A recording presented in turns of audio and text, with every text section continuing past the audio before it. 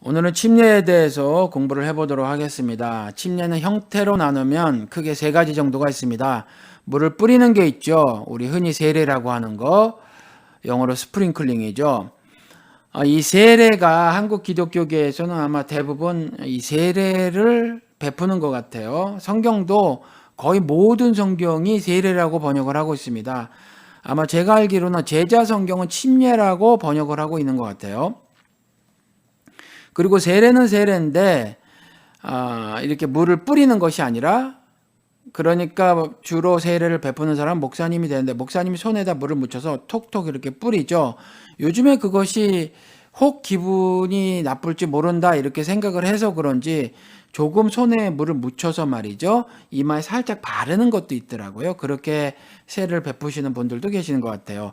이런 세례가 있고 또 다른 세례가 있는데, 한국 기독교계에선 잘 하고 있지는 않지만 세례를 받기를 원하는 사람을 앉혀놓고 말이죠, 용기에다 물을 담아다가 머리부터 붓는 세례가 있어요. 이건 뭐 경우에 따라서 작은 그릇으로 하나 붓는 경우도 있고 아니면 큰 버켓 같은 것으로 해서 이렇게 붓는 경우도 있는 것 같아요. 그리고 또 다른 것 하나는 물에 완전히 빠뜨렸다가 건져내는 이머전 타입이 있죠. 그렇죠? 침례라고 하죠. 그러니까 헬라어로 뵙티즈라고 하는 것을 영어는 그대로 뵙티즘이라고 해가지고 뵙타이즈라고 해가지고 동사로, 명사로는 뵙티즘이죠. 이렇게 그대로 번역을 해서 하는데 한국은 단어가 달라요. 단어가 아예 세례와 침례로 나눠져 있다라는 거죠. 그런데 물에 완전히 빠뜨렸다가 건져내는 것은 세례가 아니에요. 그건 침례죠. 완전히 몸을 물에 빠뜨렸다가 얼굴까지 다 빠뜨렸다가 건져내오는 거니까, 이렇게 대충 세 가지 정도의 형태가 있는 것 같습니다. 그리고 뜻에 따른 구분을 좀 해보면 성경에는요, 세 가지가 나오고 있어요. 하나는 예수님께서 침례를 받으셨다라는 거죠. 예수님께서 받은 침례는요, 공생의 사역을 알리는 거예요. 그러니까 복음서에 가서 보면 하늘이 열린다, 마태는 그렇게 보도를 하고 있고, 그 다음에 마가는 하늘이 갈라진다, 갈기갈기 찢어진다라고 이렇게 표현을 하고 있어요. 원어 뜻을 보면 그렇게 장엄함을 문학적으로 표현한 다음에 예수께서 요한에게 침례받는 장면이 나오는데, 이때 보면 말이죠, 하느님께서 이렇게 말씀하시죠. 너는 내 사랑하는 아들이다. 너는 내가 너를 좋아하노라. 이렇게 말씀하신단 말이에요. 그러니까 하나님, 성부 하나님이 등장하시고, 그다음 성령 하나님께서도 비둘기같이 임하신단 말이죠. 그렇죠? 그러니까 삼위의 하나님이 다 등장하시는 거예요.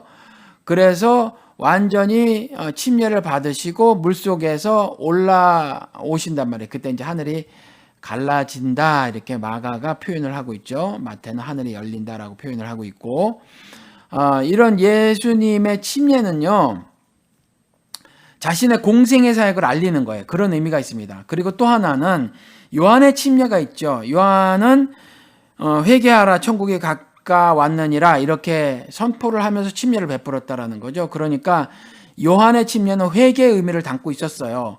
우리 사도행전에서 아볼로가 주의도를 일찍부터 알았고 성경에도 능통했으며, 구약이겠지만 성경에도 능통했으며 또 언변이 뛰어났다라는 거죠. 이가 열심으로 주의도를 전하는데 뭔가 부족했어요. 그래서 브리스길라와 아굴라 부부가 데려다가 주의도를 더 자세히 풀어 가르친다라는 기록이 있죠.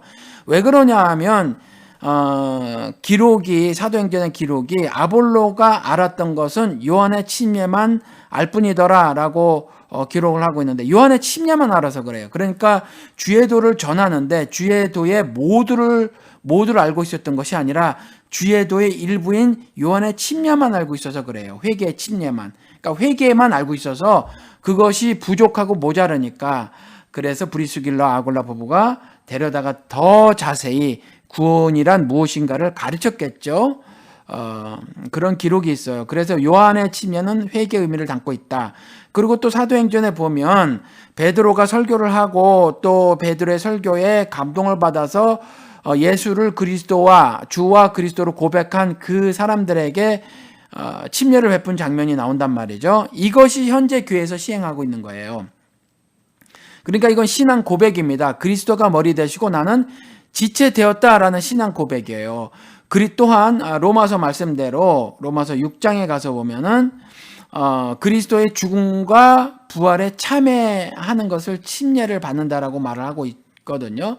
그러니까 침례를 받음으로 그리스도의 죽음과 부활에 참여했다, 연합했다. 그래서 그리스도의 지체가 되었다, 교회의 한 지체가 되었다라는 신앙 고백으로 침례를 받는 거였거든요. 그리고 침례를 베푸는 것. 그래서 이런 의미로, 신앙 고백의 의미로 우리가 지금 현재 침례를 하는 거예요. 베풀고. 그 로마서 6장 3장 4절, 6장 3절 4절 말씀을 제가 읽어 드리도록 하겠습니다. 침례를 받아 그리스도 예수와 하나가 된 우리는 모두 침례를 받을 때에 그와 함께 죽었다는 것을 여러분 알지 못합니까? 그러므로 우리는 침례를 통하여 그의 죽으심과 연합함으로써 그와 함께 묻혔던 것입니다. 죽은 거죠. 그것은 그리스도께서 아버지의 영광으로 말미암아 죽은 사람들 가운데서 살아나신 것 같이 우리도 또한 새 생명 안에서 살아가기 위함입니다. 이렇게 침례를 말하고 있다라는 거죠. 그렇죠. 그러니까 침례를 베풀 때 베푸는 사람은 이런 침례 의미를 알고 베풀어야 할 것이고, 이런 침례를 베푸는 사람들은 그 침례 의미를 침례를 받는 사람들에게 가르쳐야겠죠. 그리고 물론 침례를 받기 전에 이 모든 것들을 침례 받을 때의 어떤 학습을 통해서 아는 것이 아니라 그 이전에 미리 다 알고 있고요. 다시 재확인하는 그러한 의미로 사람들 앞에서 이와 같은 신앙 고백 차원으로 침례를 받아야 할 것이라고 생각을 합니다. 그리고 고린도전서 10장에 가서 보아도 여전히 동일한 말씀을 하고 있는데 뭐냐 하면 1절 2절에 가서 보면, 형제자매 여러분, 나는 여러분이 이 사실을 알기를 바랍니다. 우리 조상들은 모두 구름의 보호 아래, 개역개정에서는 인도 아래 있었고 바다 가운데를 지나갔습니다. 이렇게 그들은 모두 구름과 바다 속에서 침례를 받아 모세에게 속하게 되었습니다. 이렇게 기록을 하고 있어요. 그러니까 구름 기둥으로 인도하셨죠, 이스라엘을. 그러니까 하나님께서 구원의 손길을 들이우신 거예요. 그래서 인도를 하신 거죠. 어떻게? 구원회로에 인도를 하신 거예요. 구원회로에 인도하신 건데 하나님께서 뜻을 펼치신 것이니까, 그리고 그것에 따라 순종해 간 사람들이니까 가나안 땅에 들어가느냐 들어가지 못하느냐 여부에 상관없이 그 바다 가운데를 지났고 구름의 인도함 따라 순종해서 따라갔던 그 사람들은 침례를 받아서 모세에게 속한 사람으로 인정을 하셨다라는 거죠. 그러니까 이것 역시 구원을 받은 것으로 설명을 하고 있다라는 거죠. 그러니까 침례는 뜻에 따라 구분하였을 때 예수님께서 받으신 공생의 사역을 알리는 이 침례하고, 또 요한이 천국에 가까웠다고 하면서 회개의 침례를 베푸는 것과 더불어서 또 다른 하나가 있는데 베드로가 베푸는 거란 말이죠. 이 침례를 우리가 지금 시행을 하고 또 신앙인으로서 실천을 하는 거죠. 그러니까 우리가 교회에서 할 때, 현재 교회에서 침례를 베푼다 할 때는 이 고린도전서 10장 1절 2절 말씀을 여러분들이 잘 아시고, 또 로마서 6장에 있는 말씀도 잘 기억하셔서 그래서 침례를 베풀고 침례를 받으셔야 할 것입니다. 그리고 또 하나, 침례는 누가 베푸나 하는 질문이 있죠. 지금까지 한국 기독교계에서는 목사들이 침례를 베풀었어요. 그런데 이것은 목사에게 주어진 어떤 특권처럼 여겨졌다라는 거죠. 그런데 사도행전에 보면 3,000명이 침례를 받았어요. 그런데 말이죠, 3,000명을 하루에 그 베드로가 다 줄 수가 있었을까요? 아니라는 거죠. 그러니까 침례를 베풀었을 때 침례를 받은 사람이 그 옆 사람을 또 침례를 주었을 것이라고 추정할 수 있어요. 그리고 사실은 성경 어디에서도 목사에게 침례를 베풀 수 있는 권한을 부여하였다라는 기록이 없어요. 그러니까 사실은 침례는요, 예수를 주와 그리스도로 영접한 사람이라면 누구나 베풀 수 있어요. 누구나 다. 그리고 만약에 공동체에서 침례를 받은 사람이 없다면 예수를 주와 그리스도로 고백한 사람들이 서로 침례를 베풀어 줄 수 있죠. 그러니까 공동체에 10명이 있는데 10명 중 아무도 침례를 받은 사람이 없잖아요. 그런데 예수를 주와 그리스도로 영접을 했단 말이에요. 그리고 나도 그리스도께서 명령하신 대로 내 십자가를 지고 내 골고다 언덕으로 올라 인생을 살겠다라는 헌신을 하였더라면 침례를 받지 않았다고 하더라도 그 서로 돌아가면서 서로 침례를 베풀어 줄 수 있다라는 거죠. 이것이 목사들이 한국 기독교에서 갑질한 거예요. 갑질. 나에게는 어떤 특별한 영적 권한이 있는데 그 중에 하나가 이와 같이 단에서 말씀을 전하는 권과 그다음에 또 장로교에서 특별히 한국 기독교에서 있는데 사실 베네딕션이라고 하는 축도라고 하는 거는요. 성경에 나온 건 2인칭이에요. 얼굴을 바라보고 바울이 했던 건데 직접 복을 빌어주는 거죠. 잘 되길 바란다고 이렇게 빌어주는 건데 3인칭으로 지금 이 자리에 있는 모든 사람들에게 임하노라 뭐 이렇게 말하는 거. 하나님의 사랑과 그리스도의 은혜와 성령님의 교통하심이 이 자리에 고개 숙여 뭐 하늘을 향해 소망을 두고 있는 모든 모모 교회의 사람들에게 신자들에게 임하노라 뭐 이렇게 말을 하죠. 전 이걸 안 해봐가지고 좀 서툴러서 죄송합니다. 전 기도를 합니다. 이와 같이 베네딕션이라고 하는 거, 이 축도는요, 성경적이지 않아요. 2인칭으로 하는 게 옳습니다. 성경엔 3인칭으로 하는 게 없어요. 근데 지금 한국 기독교에선 3인칭으로 하고 이것이 목사의 고유의 권한이라고 하고 이 목사의 축도는 반드시 받아야 되는 것으로 알고 있죠. 그래서 이 목사의 축도를 통해서 그 하늘의 복이 전달될 것처럼 하고 있는데 이것은 옳지 않아요.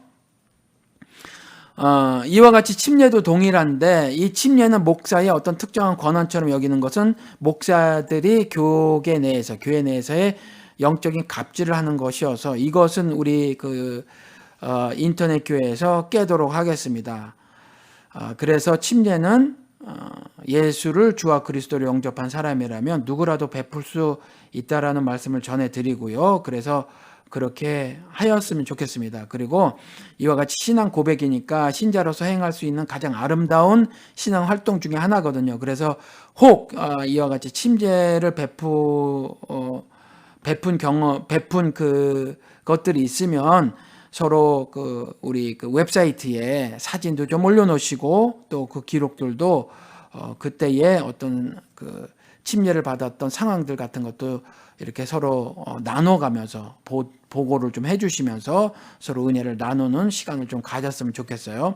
그래서 침례를 받는 건 저 같은 경우는 가장 신앙이 없는 사람들, 비기독교인들이 모여있는 장소에서 또 했으면 참 어떨까.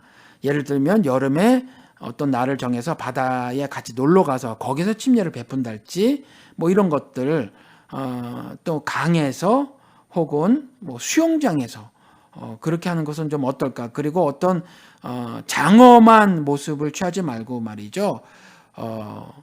아주 이스라엘이 어떤 절기 때 하나님 앞에 모여서 먹고 마시며 뛰어놀았던 것처럼 그렇게 기쁨 가운데 그렇게 침례를 베푸는 침례 예식을 행했으면 참 좋겠습니다. 그리고 침례는 반드시 필요한가라는 질문에는 성경적으로는 그렇지 않아요. 반드시 필요하지 않습니다. 그런데 저는 침례를 적극적으로 권합니다. 조금 전에 말씀드린 것처럼 지체된 우리 회원 앞에서 교회 앞에서 신앙 고백하는 거거든요. 그리고 하나님 앞에서도 마찬가지고 신자 행한 가운데 가장 아름다운 것 중에 하나예요. 그래서 침례를 베풀고 침례를 받는 것을 저는 적극 권장합니다. 법적으로는 반드시 행해야 하는 것은 아니에요. 하나님 법으로, 율법적으로. 그리고 또 침례를 받기 전에 학습을 해야 하지 않는가라는 질문이 있을 수가 있죠. 그런데 이것 역시 꼭 그럴 필요는 없어요. 사실 이 이전에 신자로서 알아야 할 복음의 핵심들은 알고 있어야 하죠. 그렇죠? 이 이전에 미리미리 알고 있고 그것을 실천하고 있었어야 한다라는 거죠. 그러니까 한국 기독교가 굉장히 율법주의적인 리걸리스틱이라고 하는 거죠. 그러니까 하나님의 계명에 따라 사는 것이 아니라 바리새 율법 같은 것, 그렇죠. 모세를 통해서 백성들에게 주었던 그 율법을 자기들이 해석을 해서 어떤 행동 강령집을 만드는 거잖아요. 그들의 율법은, 바리새 율법은. 그래서 미시나 만들고 그것 갖고 부족해서 가말하고 게마라라는 걸 만들어낸 거지 않습니까? 그 일부가 탈무드라는 거고. 그런데 그게 말고, 그렇죠. 한국 기독교는 그래 왔다라는 거죠. 침례를 받을 사람 손드세요. 이번에 침례를 받을 사람 손드세요 해가지고 그 기초적인 것들을 가르치고 말이죠. 그 다음에 침례를 받을 때 또 그런 것을 일부 묻고 한단 말이에요. 그리고 아멘 혹은 네라고 대답해라. 뭐 이렇게 하는데 사실은 이거는 그 이전에 미리 다 이루어졌었어야 하고요. 그리고 삶을 통해서 그러한 하나님의 계명을 실천하고 있는 사람들이 침례를 받는 것이 옳습니다. 신앙 고백 차원이니까. 그래서 그 이후에 침례 학습 같은 거를 했는데 그 학습이 굉장히 어렵거나 난해하거나 이해하기 어렵거나 하면 그 사람은 사실 지금 침례를 받으면 안 되는 거죠. 왜냐하면 주의 도를 아직 모르는 거니까. 이 성경을 통해서 하나님께서 이스라엘에게 무지하다 혹은 어리석다라고 말했을 때 성경 말씀을 기억해내지 못해서가 아니었다라는 거죠. 그 뜻을 바로 알고 있지 못해서였거든요. 주야로 묵상한 이스라엘은요, 적어서가 아니라 입에서 입으로 구약을 송두리째 400년이 말씀이 없었던 400년의 시간을 넘어서 신약 시대까지 전했거든요. 그러니까 성경을 굉장히 많이 읽었던 민족이란 말이에요. 그런데 그들에게 무지하다고 했었거든요. 그러니까 성경을 올바로 이해하지 못한 것이 무지한데 그러한 기본적으로 알아야 될 것을 세례 학습이라고 하면서 목사들이 2페이지, 3페이지 혹은 어떤 목사들 자기 딴엔 성경을 좀 많이 한다고 하는 사람들은 더 디테일한 것까지 추가해서 많은 분량의 공부를 시킨단 말이에요.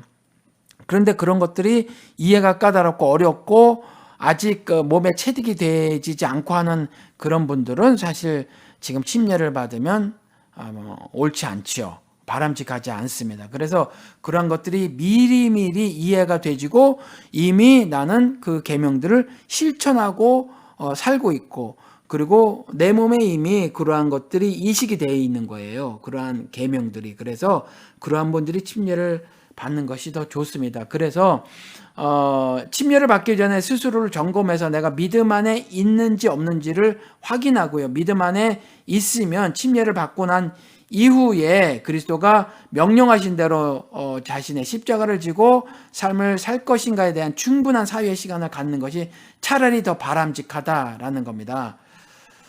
이것으로 침례에 대해서 공부를 마치도록 하겠습니다. 이후에 침례에 대해서 사실은 더 많이 공부를 해야 하는데 더 궁금한 것이 있으면 우리 웹사이트에 글을 남겨주시고 그래서 다 함께 고민을 하고요. 그래서 더 은혜의 말씀들을 나누도록 하겠습니다.